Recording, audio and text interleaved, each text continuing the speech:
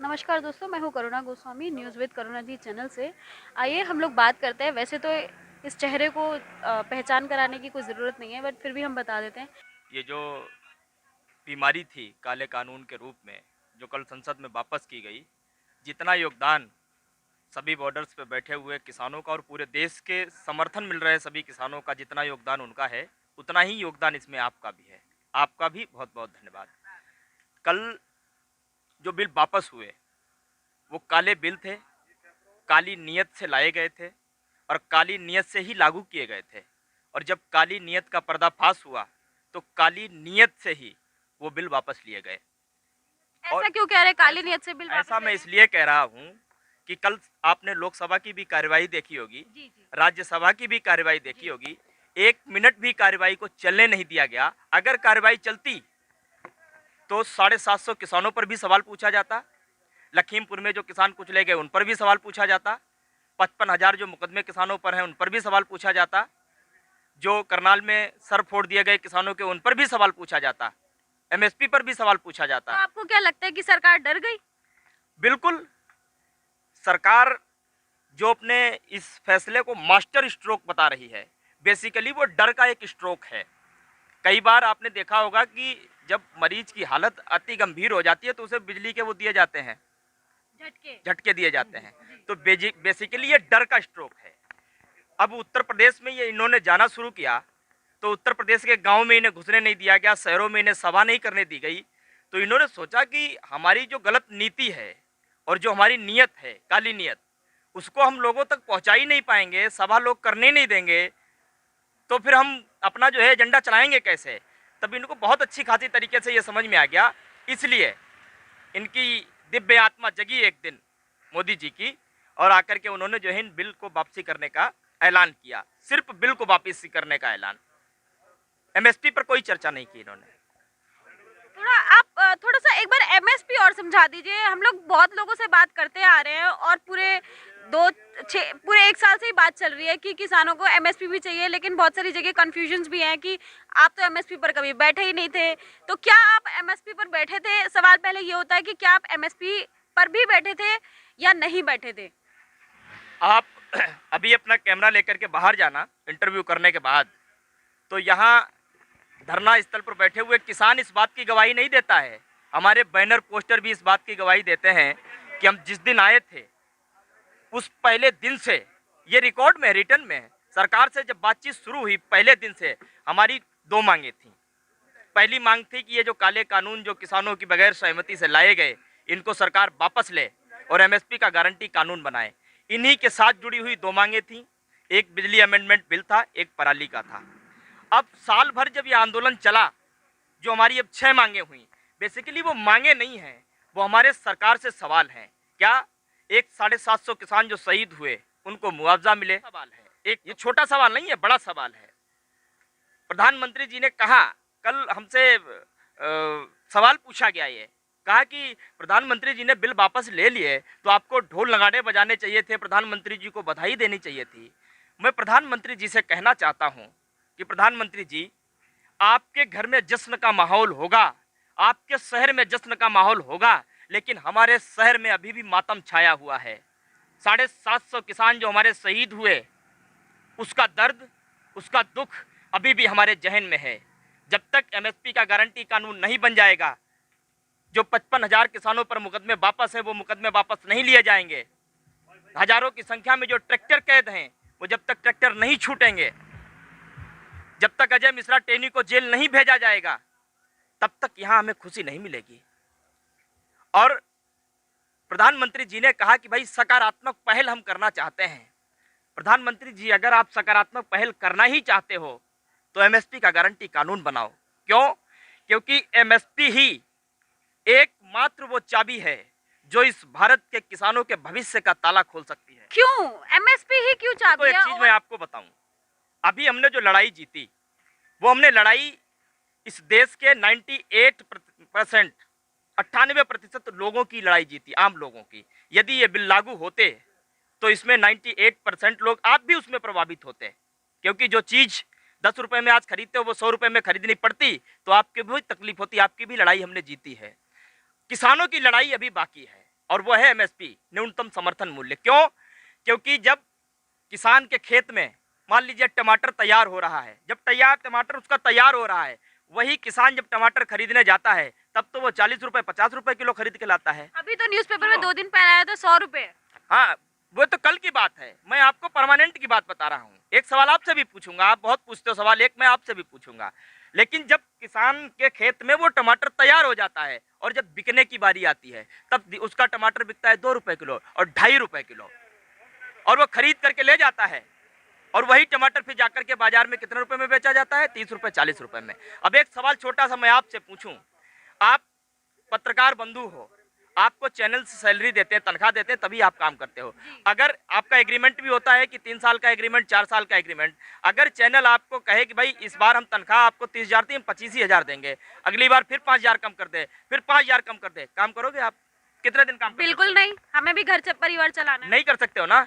इस देश का किसान पिछले 70 सालों से घाटे का ही काम जो है खेती करते आया है, घाटे में ही, उसके बावजूद ये किसान खेती करता रहा है। एक सवाल, ये एक चीज ये भी सुनने में आ रही है कि अभी जो है संयुक्त मोर्चा है, उसके बहुत सारे जो नेता थे वो अपने घर वापसी हो रहे हैं। ये मतलब ये सही है या गलत है? और अगर ऐसा नहीं है तो उसको थोड़ा सा आप उस पर थोड़ा सा अपनी रोशनी डालिए। ये लोग नहीं कह रहे हैं, या आपके परिवार के जो लोग हैं, पत्रकारिता के परिवार के जो लोग, आप पे सवाल नहीं कर रहा हूं, आपके परिवार के लोग मैं कह रहा हूं, ये उनका सवाल है बेसिकली। असल में उनका सवाल है क्यों?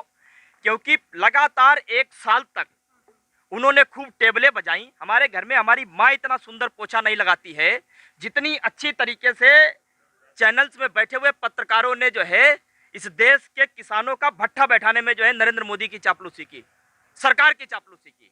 अब उनकी चापलूसी को नरेंद्र मोदी जी ने समझा नहीं, अचानक से आए और बिल वापस ले लिए। अब उनके पेट में दर्द हो रही है। अरे आंदोलन हम कर रहे हैं, हम घर कब जाएंगे कब नहीं जाएंगे ये हमें तय करने दो, तुम कौन होते हो तय करने वाले? ये लड़ाई हमारे और सरकार के बीच में है। तुम्हारा काम न्यूज दिखाना है ना, खबर दिखाना है ना, तो खबर दिखाओ। तुम अधिकारी, तुम जज क्यों बनते हो भाई? सुप्रीम कोर्ट के फैसला क्यों तुम सुनाते हो? सवाल पूछो। न्यूज नीयत से लाई थी, सरकार ने वापस ले लिए। ये वो तोहफा था सरकार का जो किसानों को चाहिए ही नहीं था, किसानों ने कभी मांगा ही नहीं था। किसानों ने जो मांगा था वो मांगा था एमएसपी, न्यूनतम समर्थन मूल्य। हम न्यूनतम मांग रहे हैं, हम मैक्सिमम थोड़ी मांग रहे हैं। मार्केट रिटेल प्राइस नहीं करेगी, हम कह रहे हैं कि तुम अपने आप हमारी फसल का दाम तय कर दो। आप एमएसपी और एमआरपी को अब मिक्स करने लग गए हो। मिक्स कहाँ करने लग गए? तो अभी आप हम तो ये कह रहे हैं कि देखो किसान न्यूनतम मांग रहा है, न्यूनतम सरकार से। और ये भी नहीं कह रहा है कि जी हमारी फसल का दाम हम तय करेंगे, वो कह रहा है कि हमारी फसल का दाम तुम तय कर दो, लेकिन जितना दाम तय करो फिर हमारी फसल उतने पर ही बिकनी चाहिए। उससे नीचे यदि कोई खरीदता है तो कानूनन अपराध माना जाए और उसको सजा दी जाए, जुर्माना लगाया जाए उस पर। हम तो ये कह रहे हैं, हम जबरदस्ती का, हमने सब कुछ सरकार के ऊपर छोड़ रखा है। अब आपको मैं बताऊं, कल जब लोकसभा और राज्यसभा में बिल पास हुए तो वो एक प्रस्तावना पेश की जाती है। उस प्रस्तावना में सरकार ने लिखा, कल भी लिखा, कि मतलब ये बात वही है कि रस्सी जल गई ऐंठ नहीं गई। उसमें उन्होंने लिखा है कि बिल बहुत अच्छे थे, देश के बहुत बड़े वर्ग को प्रभावित करने वाले थे, और उन्होंने उस बिल में एमएसपी की जगह मैक्सिमम वो मिनिमम सपोर्ट प्राइस की जगह उन्होंने मिनिमम सेल प्राइस लिख रखा है, मैक्सिमम सेल प्राइस लिख रखा है। और तपस्या करते हुए प्रकाश के जैसा सत्य हम कुछ किसानों को समझा नहीं पाए। हमने बहुत कोशिश की, हमारी टीम लगी, हमने देखा कि हिंदुस्तान में वो कौन सी जगह थी, मोदी जी तपस्या कर कहाँ रहे थे आखिर। अभी वो जो प्रोजेक्ट नया चल रहा है नेशनल विस्टा का, वो भी पूरा नहीं हुआ, तो उसमें तो कर नहीं सकते, कहाँ कर रहे थे। अचानक से जो है हमको सूत्रों से पता चला, जैसे मोदी जी के सूत्र काम करते हैं, आपके भी सूत्र हैं? हमारे भी काम करे सूत्र, और सूत्रों से पता चला कि मोदी जी तपस्या कंगना रनौत के घर में कर रहे थे। और तपस्या तो कंगना रनौत के घर में। आप वो कंगना रनावत की बात कर रहे हैं? सुनो, आपको बहुत जानकारी दे रहा हूँ, बहुत बढ़िया जानकारी। और तपस्या तो कर रहे थे मोदी जी, लेकिन तपस्या का फल धोखे से मिल गया कंगना को। इसलिए कंगना को दिव्य ज्ञान की प्राप्ति हुई। अचानक से वो बाहर निकल करके आई, मोदी जी तपस्या भी कर ही रहे हैं, उनको पता नहीं कि हमारी तपस्या कहीं फल चला गया कहीं दूसरी जगह। बाहर निकल करके आई, बोली कि जो असली आज़ादी है वो हमें 2014 में मिली, और जो 1947 में मिली थी वो भीख में मिली थी।